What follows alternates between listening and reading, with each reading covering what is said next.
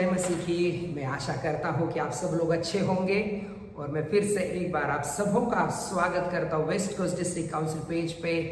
और आज के इस गुरु उपदेश के लिए आने वाले 4 गुरुवार हम देखेंगे उन विश्वास के नायकों के बारे में, द हीरोज ऑफ फेथ, उनके बारे में हम देखेंगे। और उसका अध्याय जो है इब्रानियों की पत्री, उसका 11वां अध्याय और उसके 32वें वचन में लिखा है, अब और क्या कहूं, क्योंकि समय नहीं रहा कि गिदोन का और बाराक और शिमशोन का और यिप्तह का और दाऊद और शमूएल का और भविष्यद्वक्ताओं का वर्णन करूं।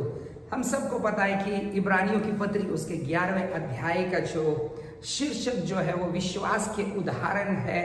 और कई सारे कैरेक्टर्स, कई सारे चरित्र जो है बाइबल के, जिन्होंने विश्वास के द्वारा कार्य किया और परमेश्वर को प्रसन्न किया, उसको हम देखते। तो सबसे पहला वहां पर लिखा है उस वचन में 32 में कि गिदोन के बारे में। तो आज हमारा पहला हीरो, पहला नायक, हम गिदोन जो है उसके बारे में हम देखेंगे। और गिदोन के बारे में अधिक जानकारी के लिए हम सबको पता है कि जब यहोशू को मृत्यु हुआ और जब अगला कोई अगुआ लीडर जब नहीं खड़ा हुआ, तो परमेश्वर ने इजराइलियों के लिए समय समय पर न्यायियों को खड़ा किया, जो इजराइलियों को न्याय करते, उनका न्याय करते और जो शत्रु थे उनके हाथों से उनको छुड़ाते थे। तो उनमें से गिदोन एक था। और न्यायियों की किताब और उसका 6वां अध्याय अगर हम देखें तो ये पूरा अध्याय जो है गिदोन के बारे में जो है वो वर्णन करता है।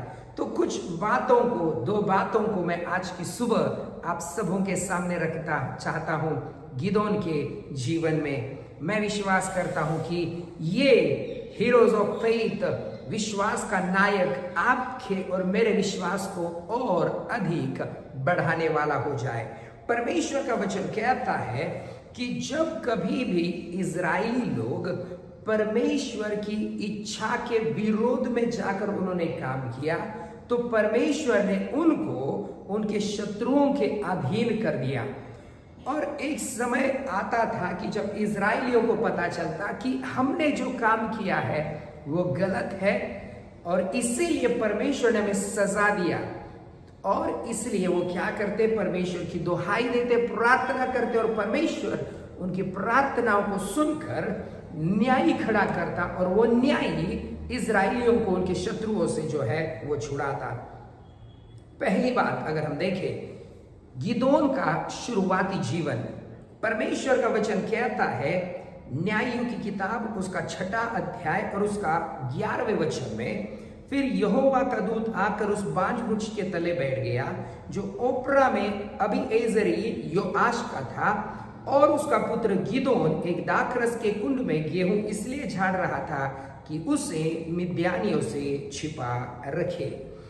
अब परमेश्वर का वचन हमें बताता है कि उसका शुरुआती जीवन जो है, गिदोन एक शूरवीर है, एक सूरमा है, एक लड़वैया है। उसके बावजूद भी वो डरा हुआ है। किससे डरा हुआ है? परमेश्वर का वचन कहता है कि वो मिद्यानियों से जो है वो डरा हुआ है और उनसे वो जो अनाज है वो क्या करके रखा है? छुपा के रखा है। प्रभु के लोगों, हमारे जीवन में कई बार ऐसी परिस्थितियां आती हैं जिससे हम छुपना शुरू करते हैं। हमें लगता है कि शायद ये परिस्थिति मुझे दबा देगी, वो डर हमारे जीवन में जो है वो बना रहता है। देखिए, गिदोन जो है वो शूरवीर है, वो सूरमा है, उसके अंदर उतनी ताकत है, लेकिन उसकी परिस्थिति जो है वो जब इर्द गिर्द देखता है तो उसको पता चलता है कि नहीं, मैं इस लायक नहीं हूं। और इसलिए वो क्या करता है, मिद्यानियों के डर के मारे जो है वो छुपकर जो है दाख के उस कुंड में जो है वो क्या कर रहा है, गेहूं झाड़ रहा है। प्रभु के लोगों, याद रखिए, वो अपने डर के साथ जो है वो जी रहा था। उसको पता तो है कि परमेश्वर अद्भुत कामों को करता है। जब दूत ने उसको दर्शन दिया और फिर गिदोन कहता है वचन 13 में, हे मेरे प्रभु विनती सुन, यदि यहोवा हमारे संग होता तो हम पर यह सब विपत्ति क्यों पड़ती। और जितने आश्चर्य कर्मों का वर्णन हमारे पुरखा यह कहकर करते थे, क्या यहोवा हमको मिस्र से छुड़ा नहीं लाया, वे कहाँ रहे। अब तो यहोवा ने हमें त्याग दिया और मिद्यानियों के हाथ कर दिया है। प्रभु के लोगों याद रखिए, गिदोन को अच्छे से इतिहास पता था। उसको पता था कि परमेश्वर ने कैसे अद्भुत काम उनके पूर्वजों के लिए किए, कैसे लाल सागर को दो भागा, कैसे उन 10 पीड़ाओं से बचा। उन सारे चमत्कारों को वो जो है वो वाकिफ है, उसको पता है, लेकिन उसके बावजूद भी वो डरा हुआ है। प्रभु के लोगों याद रखिए, कई बार हमारे जीवन में हम परमेश्वर की उन तमाम भलाइयों के काम, तमाम उपकारों के काम जो परमेश्वर ने आपके और मेरे जीवन में पिछले दिनों में किया था, लेकिन प्रभु के लोगों अचानक एक ऐसी परिस्थिति आती है जो हमारे पिछले जो परमेश्वर ने कामों को किया है हमें याद तो है, हम जानते तो है, लेकिन क्या आप और मैं उन पर विश्वास करके आगे बढ़ते हैं या नहीं। गिदोन शूरवीर था, लेकिन उसकी प्रेजेंट सिचुएशन, उसकी वास्तविक जो परिस्थिति जो थी, वो उसको परमेश्वर के उन तमाम कामों को, परमेश्वर के उन तमाम भलाइयों को जो उन्होंने किया है, उसके ऊपर वो डाउट कर रहा है कि क्या परमेश्वर सच में अगर हमारे साथ होता तो क्या ये विपत्तियां हमारे ऊपर आती।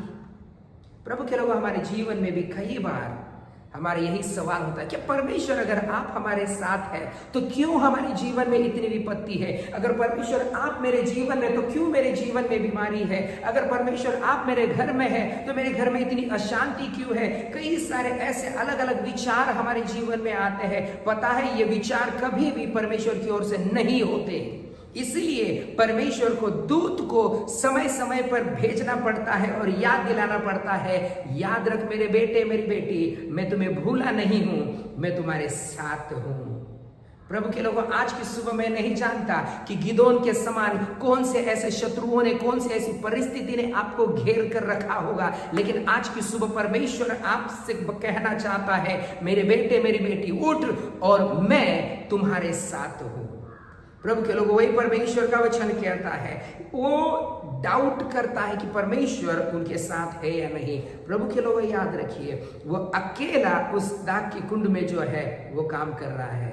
शायद उसको लग रहा होगा कि मेरे साथ कोई नहीं है, लेकिन हमारा परमेश्वर एक ऐसा परमेश्वर है जो आप जहां पर है, जिस परिस्थिति में है, वो वहां पर आकर आपसे बात कर सकता है। याद रखिए, जब दूत के साथ उसका वार्तालाप हुआ और जब उसको पता चला कि परमेश्वर मेरे साथ है, तो दूसरी बात, वो तैयार हो जाता है अपने शत्रुओं को हराने के लिए।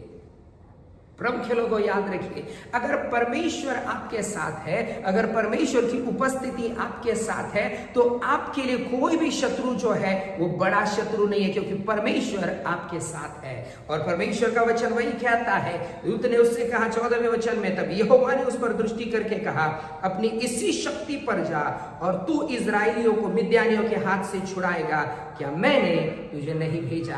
प्रभु के लोगों, और नया सामर्थ और नया शक्ति और नया रेवलेशन और नया प्रकाशन प्रभु से उसे कुछ नहीं मिला, क्योंकि वो ऑलरेडी गिदोन के अंदर था, लेकिन उसकी परिस्थिति उसको ये बात भुला दी थी कि तू कौन है।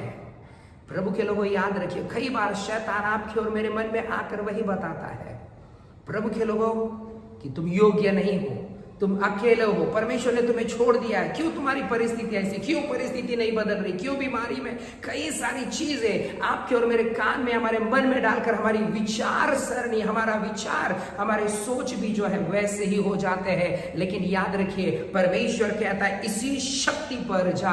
प्रभु के लोगों, जो उसके पास ऑलरेडी है उसको क्या करना है, इस्तेमाल करना है। और परमेश्वर का वचन कहता है कि उसके साथ जो लड़ाई करने के लिए करीबन 32,000 लोग जो है वो गए। वो 32,000 में से 10,000 ऐसे थे कि जो डरे हुए थे, फिर भी वो कह रहे कि गिदोन हम तुम्हारे साथ है। प्रभु के लोग याद रखिए, परमेश्वर ऐसे डरे हुए लोगों की जरूरत नहीं है जो आपके साथ तो दिख रहे हैं लेकिन मन में एक डर है। इसलिए परमेश्वर ने गिदोन के जीवन में सबसे पहले क्या किया, उसके जीवन के डर को हटाया और परमेश्वर ने उसको बताया कि 32,000 लोग नहीं, 22,000 लोग नहीं, लेकिन 300 लोग काफी है उन मिद्यानियों को हराने के लिए, क्योंकि हराने वाला जो है वो स्वयं परमेश्वर था। प्रभु के लोगों, परमेश्वर का वचन कहता है 7वें अध्याय में अगर हम देखें कैसे उन्होंने युद्ध को लड़ा, परमेश्वर का वचन कहता है कि गिदोन ने अपने जितने भी साथी थे उन सब लोगों को क्या किया, 300 पुरुषों को अपने पास रख छोड़ा और उन्होंने उनके हाथ में क्या दिया, 16वें वचन में लिखा है 7 के अध्याय में, तब उन 300 पुरुषों को 3 झुंड किए, एक पुरुष के हाथ में नरसिंगा और खाली घड़ा दिया और घड़ों के भीतर मशाल दी। प्रभु के लोगों याद रखिए, ये मिद्यानियों को हराने जा रहे हैं, ये लड़ाई में जा रहे हैं, लेकिन कोई हथियार उनके हाथ में नहीं है, क्योंकि हथियार जो है परमेश्वर जब आपके साथ है तो आपको हथियार की जरूरत नहीं है, प्रभु काफी है। हालेलुया। मैं विश्वास करता हूं जब ये 300 लोग, उनको पता था कि 32,000 में से हम इतने ही बाकी है, परमेश्वर हमारे साथ है, और ये सब के सब एक हाथ में घड़ा और एक हाथ में नरसिंगा फूंक कर तैयार होकर लड़ाई में जा रहे हैं। और प्रभु के लोगों याद रखिए, परमेश्वर विजय देने वाला परमेश्वर। और बाइबल में वचन में लिखा है 7 के 20 में, और जितने भी ये लड़ाई में जा रहे थे उन्होंने घड़ों को फोड़ा और जोर जोर से नरसिंगे फूंकने लगे, यहोवा की तलवार और गिदोन की तलवार। प्रभु के लोगों, वो एक ही तलवार काफी थी यहोवा को सारे मिद्यानियों को हराने के लिए। गिदोन ने परमेश्वर पर विश्वास किया।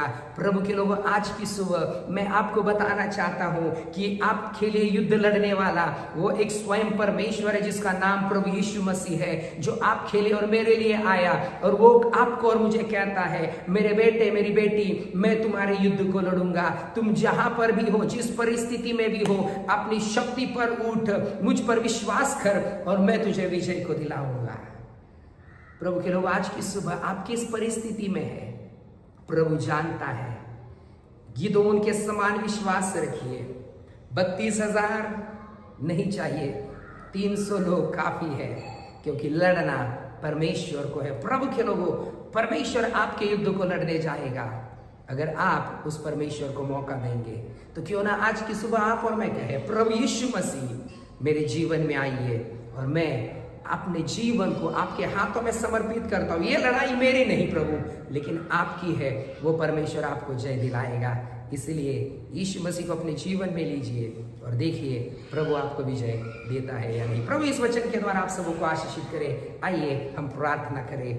अनुग्रहकारी जीवित परमेश्वर पिता, हम धन्यवाद देते हैं फिर से एक बार गिदोन के जीवन के द्वारा आपने हम सबों से बातें किया। धन्यवाद देते हैं परमेश्वर। अगर हमारे बीच में कोई भी ऐसे श्रोतागण है जो किसी मुसीबत में है, परेशानी में है प्रभु जी, और उनकी परिस्थितियों को बदलने वाला परमेश्वर आप है प्रभु जी। यीशु मसीह आप उन्हें छू कर चंगाई दीजिए और उनके जीवन को बदलिए। जो कोई अपने मैरिज एनिवर्सरी को मना रहे हैं, जन्म दिवस को मना रहे हैं, उन्हें बहुतायत से आशीषित करिए परमेश्वर। धन्यवाद देते हैं, आपने हमारी प्रार्थना सुना, उत्तर दिया। प्रभु यीशु मसीह के नाम से मांगते हैं, सुनो ग्रहण कर पिता। आमीन आमीन आमीन। Have a blessed day. Thank you so much. सबको जय मसीह की।